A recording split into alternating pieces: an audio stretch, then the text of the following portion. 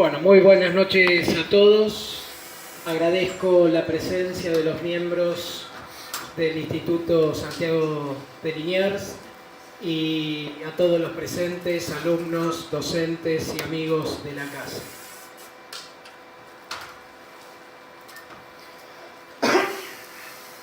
Yo he titulado esta exposición con lo que reza el dístico que dice: del escarmiento del inglés memoria y de Liniers en Buenos Aires gloria. Así reza el dístico escrito al pie de las banderas británicas conservadas en el convento de Santo Domingo de Buenos Aires, banderas tomadas como trofeos en las heroicas jornadas de 1806 y 1807, donde el pueblo porteño y de la campaña bonaerense demostró que, contrariamente a lo que suponían algunos peninsulares, tenían el ímpetu guerrero necesario para grandes hazañas. En mi exposición nos vamos a centrar en tres conceptos fundamentales: las milicias creadas a partir de 1806, la figura señera y heroica de don Santiago de Liniers y el concepto de fidelidad al rey. Todas las memorias y autobiografías que relatan los acontecimientos de 1806, cuando una fuerza inglesa de escasos 1.600 hombres tomaron la ciudad de Buenos Aires, imputan unánimemente a la falta de dirección y a la mala calidad de las milicias que aquellos hayan podido dar cumplimiento a la empresa. La veracidad de estas apreciaciones se comprueba solo con mencionar que con la reforma de la organización de las milicias que hará don Santiago de Liniers y Bremont, haciéndolas urbanas y voluntarias, se logra repeler la fuerza sensiblemente mayor de 8.000 efectivos que apenas un año lanzaron los ingleses sobre Buenos Aires. Serán estos acontecimientos y la actuación del personaje que nos ocupa entonces lo que dé paso a la aparición de un fenómeno que estaba llamado a ser instrumento determinante para que los criollos tomen el poder en 1810, las milicias urbanas voluntarias de Buenos Aires. Pero a su vez, este acontecimiento, que estaba llamado a ser uno de los momentos axiales de la génesis de nuestra patria, significó para el héroe de la reconquista y la defensa su final trágico. Liniers sería fusilado por orden de aquellos que habían sido sus subalternos en las jornadas de 1806 y 1807, manteniéndose siempre fiel a la corona. Hagamos entonces un poco de historia de la organización militar para comprender la importancia de la aparición de las milicias que organiza Liniers en 1806. En 1764, en la gobernación de Buenos Aires se establecieron milicias reglamentadas de acuerdo a una real instrucción para la formación de cuerpos de milicias provinciales, fechada el 28 de noviembre de aquel año. Esta norma sirvió de base para la creación de nuevos cuerpos y constituyó el eje alrededor del cual se realizaron las sucesivas reorganizaciones de los mismos. Ceballos creó en 1765, según lo dispuesto por la dicha real instrucción, los diversos cuerpos de milicias en Buenos Aires. En la práctica hubo fallas que se arrastraron hasta 1806. Las causas se encontraban muchas veces en la falta de oficiales idóneos que lideraran la formación militar de sus soldados milicianos. El 22 de agosto de 1791 se especificó por una real orden dos diferentes clases de milicias: las disciplinadas y las urbanas. Las primeras poseían planas mayores veteranas, asamblea de oficiales regladas y un régimen militar establecido, mientras que las urbanas eran todas las demás milicias que no tuviesen los expresados requisitos. En el contexto de la guerra declarada por España a Gran Bretaña en 1796, el entonces subinspector general, brigadier Marqués de Sobremonte, elevó al virrey Marqués de Avilés un plan o reglamento para las milicias de todo el virreinato, que fue finalmente confirmado por el virrey y luego también por la corona. Este se conoce con el título de Reglamento para las milicias disciplinadas de infantería y caballería del Virreinato de Buenos Aires, aprobado por Su Majestad y mandado observar inviolablemente. Según el reglamento, todos los hombres hábiles comprendidos entre los 16 y los 45 años de edad debían ser anotados para elegirse entre ellos los que debían componer los cuerpos de las milicias disciplinadas. Dicho reglamento fue en sí un progreso en la organización militar del virreinato, pero sería efectivo solo a condición de que se observaran todas las prescripciones que el marqués había previsto. Un obstáculo fundamental. Por un lado, según muchas fuentes, la idiosincrasia poco afecta al servicio militar de los habitantes de Buenos Aires y sobre todo de su campaña. Pero, sobre todo, tenemos que achacarle estas fallas muchas veces a las injusticias, los atropellos, la falta de recursos y la poca idoneidad de los oficiales instructores que hizo, lejos de vencerse esas reticencias naturales, se agravaran.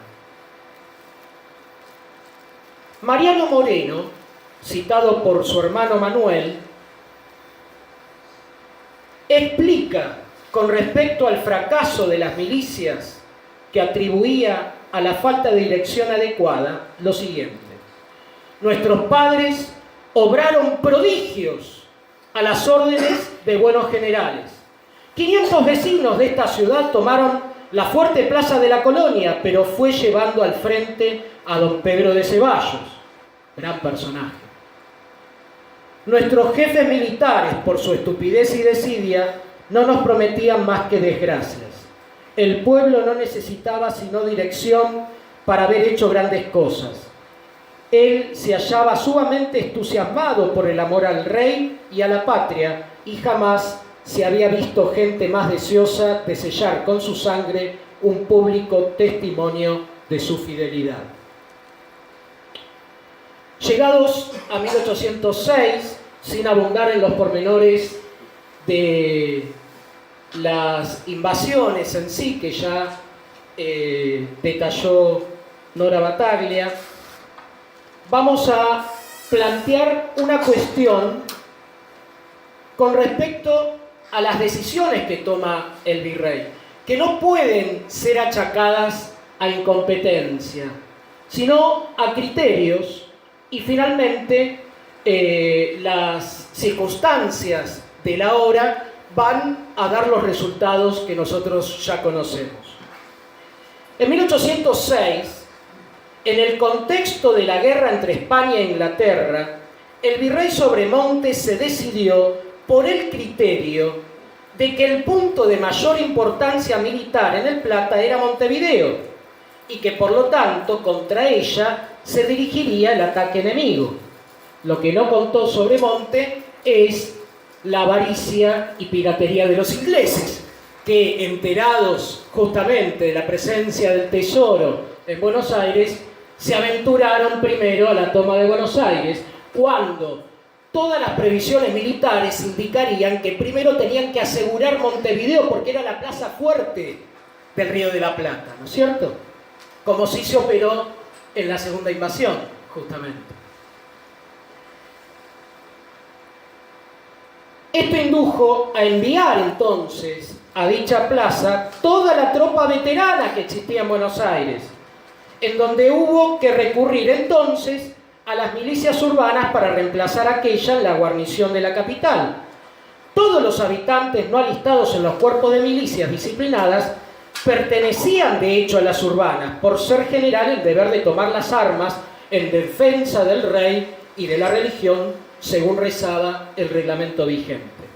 Esta decisión, atención, esta decisión de Sobremonte de dejar la defensa de Buenos Aires librada solo a las milicias urbanas tendrá un peso extraordinario en los acontecimientos que conducirán a mayo de 1810. La 7. Bien, y llegamos entonces al ataque de Beresford a Buenos Aires y la cuestión del tesoro. Sabidos, por lo que recién detalló Nora, son los pormenores de la entrada en Buenos Aires del general Beresford con 1.635 hombres el 27 de junio de 1806. Sobremonte, si algo hay que imputarle, es no haber tomado todas las precauciones y la decisión comprometedora en la época, conducente a armar convenientemente sus tropas urbanas con el importante arsenal de que disponía y acabar trincheras para evitar justamente a la población las penurias de una lucha en sus calles. Solo mandó que se replieguen las tropas al fuerte, mientras él, con su familia y los caudales 2 días antes, se dirigían al interior como lo indicaba el plan estratégico trazado muchos años antes. Era evidente su recelo de armar a la población por la presencia ya sabida de grupos independentistas en la capital. Sabemos que la fortaleza cayó ese mismo 27 de junio en poder del enemigo junto al importante parque bélico que disponía Buenos Aires y que Sobremonte no atinó en ese momento a utilizar armando a las milicias. El tesoro de aproximadamente 5 toneladas de plata que constituían los caudales públicos que debían ser conducidos a España y que fueron internados hacia Luján 2 días antes de la partida de Sobremonte, fue entregado al enemigo con la reticente aprobación del virrey por pedido de los comerciantes de Buenos Aires que tenían confiscados por Beresford sus barcos. Eso me hace recordar aquello que decía el mismo Belgrano en sus memorias, ¿no? De que muchos comerciantes no tienen ni patria ni rey sino sus bolsillos como soberanos. Bien, al momento del triunfo de Beresford ya comenzaron a urdirse planes para la reconquista. Un fuerte comerciante español, Martín de Álzaga, nucleó a los conjurados, Felipe de Centenach y Gerardo Esteve y Lach. Mientras tanto, en una quinta alquilada en el Pedriel, Juan Martín de Pueyrredón, un joven de fortuna también, en su quinta de San Isidro, juntó a cuantos peones y vecinos encontró, que luego muchos de ellos serían sus húsares. Allí serán desbandados por la tropa inglesa, pero salvados por el jefe para ser utilizados después en la reconquista. Pero a quien la providencia tenía reservado un lugar de preponderancia en la acción de la reconquista será un francés de 53 años de edad entonces, que después de una interesante carrera militar y caballeresca en Francia y España, llega al Río de la Plata al servicio de la corona española. Santiago de Liniers y Bremont había nacido el 25 de julio de 1753 en Francia. Su familia pertenecía a la antigua nobleza francesa de no sé, gracias, con una gran tradición católica y militar. Ingresó en la Escuela Militar de la Orden de San Juan, donde después de 3 años egresó en 1768 con la Cruz de Caballero de Malta. En Francia llegó a subteniente de caballería en el regimiento de Royal Piemont. En 1775 se trasladó a Cádiz para ingresar a la Armada Española. El 3 de noviembre de 1776 partió de Cádiz hacia el Virreinato del Río de la Plata, la escuadra al mando de Pedro de Ceballos, donde vendría también Liniers. El 23 de febrero de 1777 intervino en la toma de la isla portuguesa de Santa Catalina y luego en el ataque de Colonia del Sacramento. Entre 1779 y 1781 fue oficial del navío San Vicente, perteneciente a la escuadra franco-hispana que luchó contra la flota inglesa. El 21 de febrero de 1783 se casó en Málaga con Juana Úrsula de Membiel, con quien tuvo su único hijo de ese matrimonio. En 1788 fue enviado nuevamente al Río de la Plata para organizar una flotilla de cañoneras, acompañado por su hijo Luis y su esposa, pero al fallecer su cónyuge, el 24 de marzo de 1790, Liniers contrajo un segundo matrimonio con María Martina de Zarratea y Altolaguirre, el 3 de agosto de 1791, en la ciudad de Buenos Aires. Años después, Liniers dirigió la fortificación de Montevideo y en 1796 obtuvo el grado de capitán de navío como jefe de la escuadrilla española. El 5 de noviembre de 1802, Liniers recibió del virrey Joaquín del Pino y Rosas el título de gobernador interino de las misiones de Guaraníes y Tapes. Y llegamos a 1804, fue nombrado por el virrey Rafael de Sobremonte jefe de la Estación Naval de Buenos Aires, pero pronto sería trasladado a la Ensenada de Barragán, donde lo va a sorprender la invasión inglesa.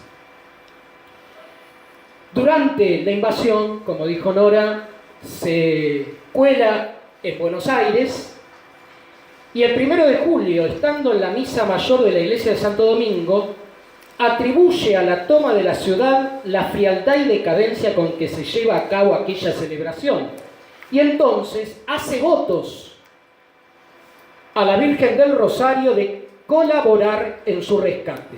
Estoy resuelto a hacerlo, reverendo padre, le habría dicho entonces al prior de Santo Domingo. Hoy mismo, en el transcurso de la misa, he hecho ante la imagen sagrada de la Virgen un voto solemne. Le ofreceré las banderas que tome a los británicos si la victoria nos acompaña, y no dudo, la obtendré si marcho a la lucha con la protección de Nuestra Señora. Inmediatamente entonces se puso en contacto con Álzaga y participó de sus planes. El día 9 cruzó el río hacia Montevideo, en donde se encontró con Ruiz Huidobro.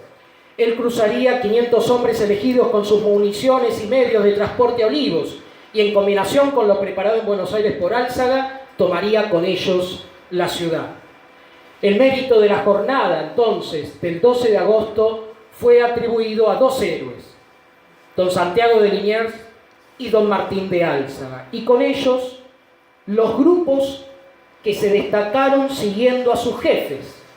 Al primero, los criollos habitantes de las orillas, labradores, artesanos, pobres jornaleros, jóvenes de fortuna o sin ella. Al segundo, los comerciantes, en su mayoría españoles, que controlaban el cabildo. En efecto, 2 días apenas había pasado de aquel heroico 12 de agosto, cuando el 14 de agosto el cabildo convoca a los principales hombres de la ciudad en la sala capitular para un congreso general o cabildo abierto. Mientras se realizaba la reunión de notables, una multitud llenó la plaza y la gritería fue unánime. ¡Viva el rey! ¡Mueran los traidores! Se pediría de parte del pueblo, como resolución de aquel cabildo abierto, a Sobremonte que él nombre a Liniers como su teniente en el mando militar de Buenos Aires. Y así se hizo.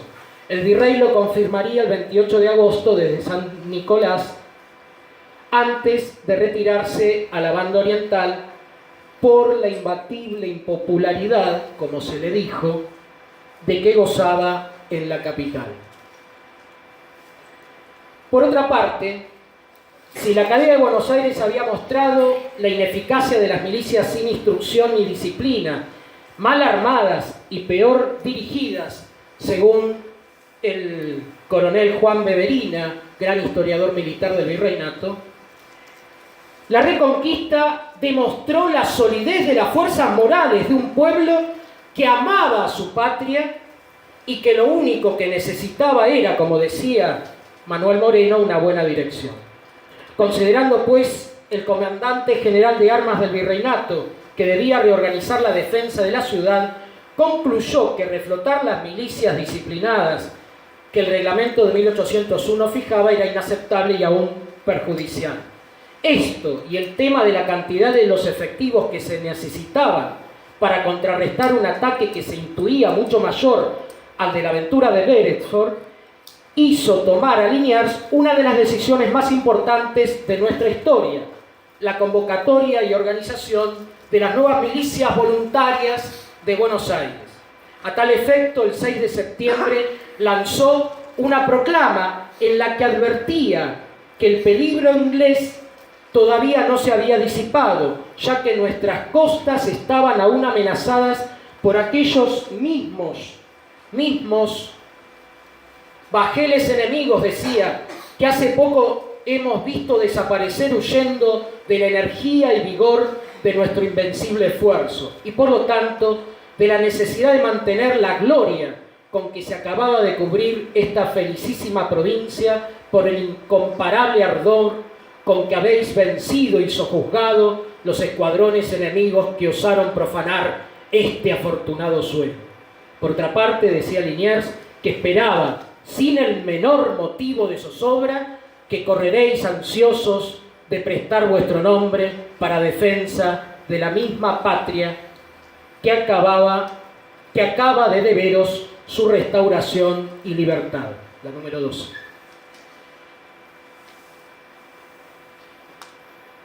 Por otra parte, la Audiencia de Buenos Aires envió a Sobremonte un oficio fechado el 27 de enero de 1807 en el que se justificaba por haberle quitado virtualmente al virrey lo que de suyo le correspondía, es decir, el mando militar. Dice el oficio de la audiencia: esta tropa se compone de los vecinos que voluntariamente se han armado para la defensa del país. Ellos han consumido muchos intereses en uniformarse.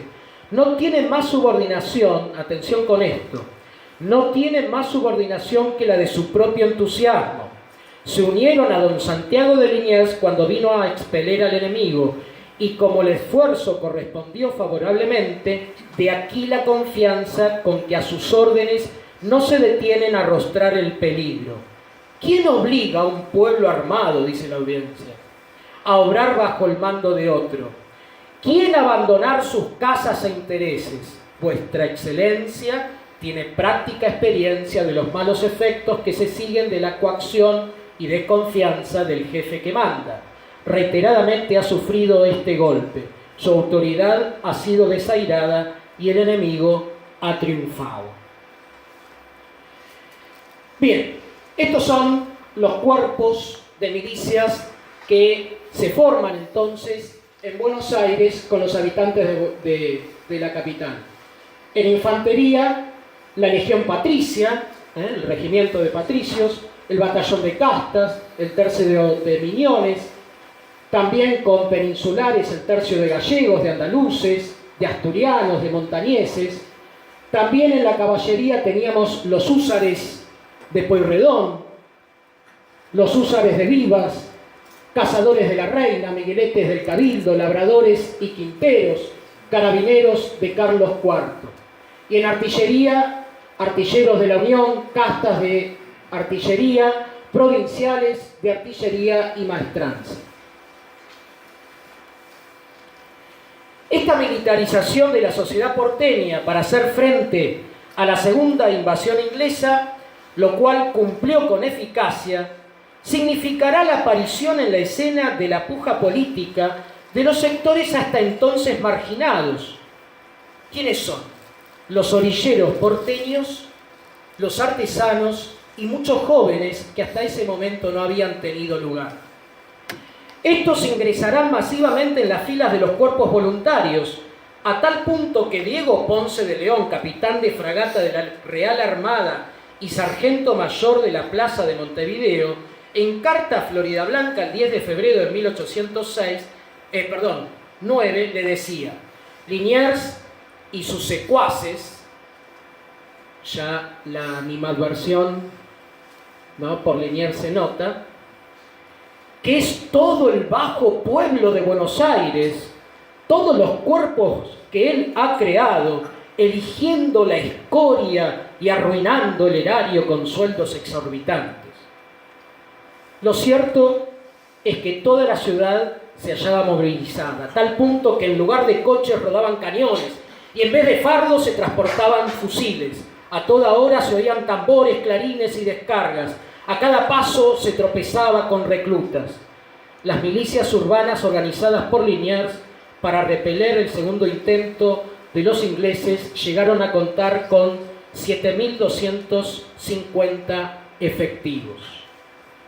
Bien, recién escuchamos, ¿no?, que en enero de 1807 una expedición inglesa al mando del brigadier Samuel Auchmuty llegó a Maldonado, y de allí luego va a intimar al virrey de Sobremonte, que entonces se hallaba en la plaza de Montevideo. El 15 entonces intimó con la rendición a Sobremonte, que en ese momento estaba al mando de la plaza, y éste la rechazó altivamente. Lo que siguió fue un conjunto, recién lo escuchábamos, ¿no?, un conjunto de desafortunadas decisiones de los jefes militares hispánicos, Huidobro, el propio Marqués de Sobremonte y hasta de Liniers, en un clima político ya enrarecido para Sobremonte. Sin embargo, la caída no será inmediata, ya que la ciudad oriental estaba amurallada y fortificada, y entonces caería recién el 2 de febrero de 1807. En Buenos Aires, ante la noticia de la caída de Montevideo, el 6 de febrero se realizó una junta de guerra con Liniers, el cabildo, algunos vecinos principales, el oidor decano de la audiencia y los dos fiscales también de la audiencia. La indignación popular ante la caída de Montevideo atribuyó en ese momento a traición la nueva derrota de Sobremonte. Con la presión de la gente en la plaza, la Junta deliberó sobre la actuación del virrey, acusándolo de malograr la expedición porteña que había partido en auxilio de Montevideo y haber abandonado la ciudad a los enemigos. La plaza estaba llena de los mismos que el 14 de agosto habían pedido el mando de armas para Liniers, ¿no es cierto? Aquí vemos, ¿no?, y justificamos el título de este encuentro, ¿no?, dos adversarios. Aquella hora de las invasiones tornó a Liniers y a Sobremonte adversarios políticos, no enemigos. La Junta de Guerra, debido a la conmoción, decidió convocar a un Congreso General para el 10 de febrero. La moción era si convenía suspender al señor Marqués de Sobremonte y si se podía hacerlo. Los principales deliberan y votan, fundando cada uno su resolución. El recuento de los votos arrojó el siguiente resultado: el predicho señor Marqués de Sobremonte debe ser por ahora suspendido de todos sus cargos de virrey, gobernador y capitán general, asegurada su persona con la correspondiente atención y debido decoro, y ocupados sus papeles, cartas y correspondencia. El mando supremo queda en manos de Liniers, el caudillo, atención, del pueblo en armas, el caudillo del pueblo en armas, pero también de la audiencia, representante del poder metropolitano en crisis, y del cabildo, el verdadero representante de la República, es decir, de la comunidad política de Buenos Aires. Al completarse los efectivos que esperaba en Montevideo y que ascendían a 12.000 hombres, el comandante inglés Whitelock dispuso el embarque hasta la ensenada de Barragán, punto elegido para el desembarco de unos 8.000 hombres. El 28 de junio se tocó tierra en el lugar planeado, sin que hubiese otro obstáculo que lo anegadizo del terreno por la lluvia persistente del invierno rioplatense. Como es conocido por todos, luego de un fallido intento de Liniers por enfrentar a los ingleses en campo abierto en los corrales de Miserere, se dispuso la defensa de la ciudad bajo la dirección del ayuntamiento liderado por Martín de Álzaga. Los regimientos de Whitelock, que se habían dividido en 13 columnas, allí la vemos, el gran error que la Junta de Guerra que va a tener que enfrentar el propio Whitelock en Londres le va a achacar. Todos estos jefes han tenido, como todo jefe militar, sus aciertos y sus errores. Este fue el gran error de Whitelock, gracias a Dios. Muy bien. Por eso fueron acribillados, ¿no es cierto?, a balazos desde todas partes, y llegaron exámenes al punto que era la plaza principal y el fuerte, y finalmente una vez rechazada la embestida inglesa, las fuerzas de la defensa pasaron al contraataque, y el convencimiento de haber ya alcanzado la victoria hizo que el asalto de cada puesto ocupado aún por ingleses tenga un ímpetu arrollador. Hay muchos relatos que hablan de las alcantarillas llenas de sangre. Finalmente, 2 días más tarde, Whitelock tiene que capitular sobre la base del abandono definitivo del Río de la Plata y de ambas márgenes del río. La destitución de Sobremonte, ocurrida después de la Junta de Guerra del 6 y cabildo abierto, estamos en la 17.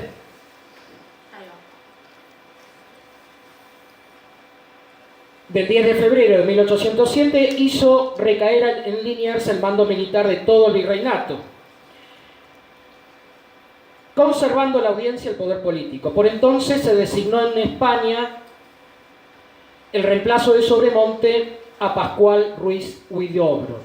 La prisión de este, al ser capturado en Montevideo, hizo que se depositara el mando Liniers. Luego de la derrota de los ingleses en la defensa heroica, Liniers fue nombrado virrey interino por la Real Audiencia, cargo que fue confirmado por las autoridades peninsulares. Por otra parte, el cabildo había actuado como las cortes en la España medieval y como los muchos cabildos en la América española en el pasado. Pero durante los primeros años del siglo XIX, si bien el Cabildo de Buenos Aires, sede virreinal de Río de la Plata, controlado por los poderosos comerciantes mayoristas afincados en la ciudad, había comenzado su renacimiento y se convirtió en el defensor más encarnizado de las libertades municipales, acaudillando incluso a los demás cabildos del interior, la democracia municipal de antaño, cuando los ayuntamientos eran formados por la gente fundadora de la ciudad, no había resucitado entonces. El cabildo del 16 no había resucitado en el cabildo del 19. Me refiero al siglo XVI y al siglo XIX. Tulio Alperindongui, un historiador que no es santo de nuestra devoción, pero que es dable citar aquí, dice: estimulado por las emergencias locales de 1806 y 7 y por la incontrovertible crisis del sistema imperial que le inspira desaforadas ambiciones, el cabildo se transforma en organizador y vehículo de la generosidad de la población porteña, pero sobre todo del círculo que lo domina, y espera hacer de su calculada magnificencia un arma más en la complicada batalla por la sucesión del poder metropolitano. Bien, sin embargo, aunque era evidente que las invasiones inglesas acrecentaron el papel de este grupo mercantil que controlaba el cabildo y que es liderado por don Martín de Álzaga, también lo es que aquellos desplazados nietos de los fundadores, los hacendados, pero también los orilleros, liderados por Santiago de Liniers, comenzaron a tener una gravitación importantísima merced al control del poder militar en la capital del virreinato. Vamos a seguir adelante. 20. Allí los tenemos. Dos nuevos adversarios durante 1808 que va a desencadenar la rebelión protagonizada por el ayuntamiento, por el cabildo, liderado por Álzaga, el 1 de enero de 1809. Pero quiero señalar esto, ¿no es cierto? Según algunos autores, hay una evolución, un desarrollo social en los grupos sociales que se puede describir desde grupo de interés a grupo de presión para luego poder convertirse en factor de poder. Ese desarrollo lo notamos en las milicias creadas en 1806. Allí tomaron conciencia de su propio interés. Luego se consolidaron en 1807 durante la segunda invasión y el desarrollo político posterior como grupo de presión, porque se mantuvieron ante la posible amenaza inglesa de una nueva invasión a la capital, se mantuvieron en sus guarniciones y con paga, ¿no es cierto? De modo tal que se convirtieron en un grupo de presión. Y finalmente, el 1 de enero de 1809, vamos a ver a esas milicias creadas por Liniers como un verdadero factor de poder que sostiene al virrey interino Liniers frente a las pretensiones de destituirlo del cabildo. Bien, sigamos adelante. Vayamos al 1 de enero de 1809. Un intento revolucionario se fue gestando entonces entre los hombres de Álzaga. Los partidarios eran los característicos comerciantes españoles que dominaban el ayuntamiento. Los cuerpos de catalanes, vizcaínos y gallegos también lo secundaban, y quizás también tímidamente Monseñor Loeiriega, ¿no? el obispo de Buenos Aires. Los jefes de los principales cuerpos de milicias de la capital, por otro lado, con Saavedra a la cabeza, van a ser la oposición de ese connato de rebelión. Estos jefes dieron público apoyo entonces a Liniers, incluso le presentaron por escrito el proyecto de sublevación en su contra que tenía Álzaga y los suyos. Pero aunque agradeció sus ofertas, aquel hombre de carácter bondadoso, dice Saavedra, en su corazón no creyó que se atreviesen a verificarlo. Los conjurados habían urdido que elegirían como cabildantes a personas que Liniers pudiera resistir a confirmar como virrey y utilizarían eso como excusa. Advertido el virrey, confirmó a todos en sus cargos para evitar la sublevación. Y a pesar de aquellas previsiones, y aun cuando todos los pretextos estaban orillados, los conjurados siguieron adelante. El diputado para el trámite, Esteban Villanueva, al salir del fuerte, exclamó: «La elección se ha aprobado, pero vamos adelante». Enseguida sonó la campana del cabildo y los cuerpos de gallegos, catalanes y vizcaínos se agruparon frente a la casa capitular y controlaron las bocacalles de la entrada de la plaza. Los convocados y curiosos que llegaron llamados por las campanas y los tambores militares. Saavedra y los demás jefes con parte de sus tropas acudieron al fuerte, dejando otra parte en sus cuarteles preparadas para cualquier eventualidad. Ante la mediación del obispo Luel, los leales al virrey retiraron las tropas de la plaza ante la promesa que los sublevados harían lo mismo. el jefe de patricios, cumplió con su parte, pero tuvo la previsión de reunir en su cuartel a montañeses, artilleros de la Unión y arribeños y prepararlos ante cualquier resistencia de la facción contraria. En efecto, los cuerpos de europeos se mantuvieron en la plaza contra lo prometido por el obispo, y el cabildo, viéndose sostenido de esta forma, continuó con su pretensión de destituir a Liniers. Se procedió al nombramiento de una junta conformada por españoles y algún americano como don Mariano Moreno. Las milicias criollas entonces reaccionaron y volvieron a la plaza dispuestos a resolver violentamente el asunto si los demás no se avenían. Saavedra y los jefes de los demás cuerpos, dejando las tropas a cargo del sargento mayor de patricios Juan José Viamonte, entraron nuevamente en el fuerte y al llegar a la sala ya se estaba produciendo la abdicación, labrándose un acta al efecto. Dirigiéndose a Saavedra, el obispo dijo: «Señor comandante, demos gracias a Dios, ya todo está concluido. Su excelencia ama mucho a este pueblo y no quiere exponerlo a que por su causa se derrame sangre en él. Ya ha convenido en abdicar el mando y se está extendiendo el acta de esta abdicación». Y luego siguió: «Señor comandante, por Dios», volvió a repetir el obispo, «no quiera usted envolver a este pueblo en sangre». Y Saavedra respondió según sus memorias y se desarrolló una discusión en estos términos. «Señor ilustrísimo», le repliqué, «ni yo ni mis compañeros hemos causado esta revolución. Los autores de ella y sus cooperadores serán los que desean la efusión de sangre. He dicho y vuelvo a repetir que no hay una causa justa que cohoneste la violencia que se hace a este señor», al virrey Liniers. «Señor comandante, por Dios, el pueblo no quiere que continúe mandando su excelencia. Esa, señor ilustrísimo, es una de muchas falsedades que se hacen jugar en esta comedia.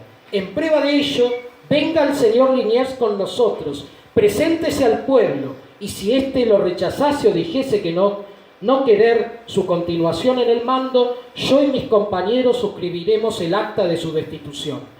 Y como mis compañeros apoyaron esta resolución, salió en efecto a la plaza. Cuando las tropas y el inmenso pueblo que a la novedad había concurrido lo vio, empezó a gritar: «¡Viva don Santiago de Liniers! No queremos ni consentimos en que deje de mandar. ¡Viva y viva!». No resonaba otra voz en la plaza. Finalmente, entonces, la llegada del nuevo virrey, en un contexto político por demás difícil, ¿no es cierto? Pensemos en las rebeliones de La Paz y Chuquisaca, y pensemos, por supuesto, ya en los partidarios de no permitir su instalación en el fuerte de Buenos Aires al propio virrey que viene a reemplazar a Liniers. La preponderancia que adquirió el regimiento de patricios entonces, dice Tomás Guido en sus memorias, a partir del 1 de enero de 1809, reveló al pueblo de Buenos Aires la existencia de un poder que hasta entonces no había tenido ocasión de ensayar, y la autoridad del nuevo virrey vino a quedar bajo la única salvaguarda de los batallones nacionales, ¿sí? Finalmente, en 1810, señalo la hora de la fidelidad, ¿no? Sabemos que Liniers va a resistir. Recién Nora leía justamente las palabras de el propio Santiago de Liniers. «Será necesario considerar como rebeldes a los causantes de tanta inquietud. Como militar estoy pronto a cumplir con mi deber y me ofrezco desde ya a organizar las fuerzas necesarias para repeler la acción revolucionaria de Buenos Aires», ¿no es cierto? Bien. Saavedra, Belgrano, muchos de sus subalternos de 1806 y 1807 hicieron oficios. El propio suegro de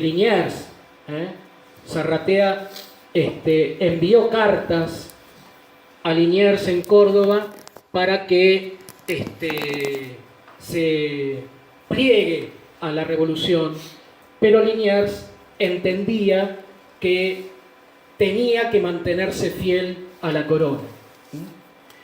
Finalmente llega la hora de la fidelidad, pero también de la revancha, porque el fusilamiento, según algunos escritos, fue efectuado finalmente bajo los auspicios de intereses concretos que fueron los intereses británicos, ya presentes en el Río de la Plata, ¿no es cierto? Y algunos incluso afirman que el propio pelotón de fusilamiento de Liniers, aquel 26 de agosto de 1810, va a ser integrado por ingleses, desertores que se unen a la expedición de represión que lo captura en Santiago del Estero. Sin embargo, los jefes de la expedición que lo había capturado no quieren fusilarlo, por eso lo traen preso a Buenos Aires, pero la Junta, sobre todo Mariano Moreno y los suyos, pusieron el grito en el cielo, porque la presencia de Liniers en Buenos Aires y su fusilamiento en la capital por la popularidad de Liniers iba a ser un desastre político. Por eso la orden terminante que finalmente ejecuta Castelli va a ser el fusilamiento. A modo de conclusiones, entonces, como decíamos, si la primera invasión inglesa marcó el nacimiento de las milicias criollas creadas por Liniers como grupo de interés, y la segunda, su transformación en un verdadero grupo de presión, los hechos que culminaron con el 1 de enero de 1809 significaron su encumbrimiento como un factor de poder más importante de la capital del virreinato. Por otro lado, la figura heroica y caballeresca de don Santiago de Liniers contrasta, es verdad, con la figura metódica y burocrática del marqués don Rafael de Sobremonte, no menos impetuoso y heroico, vale aclarar.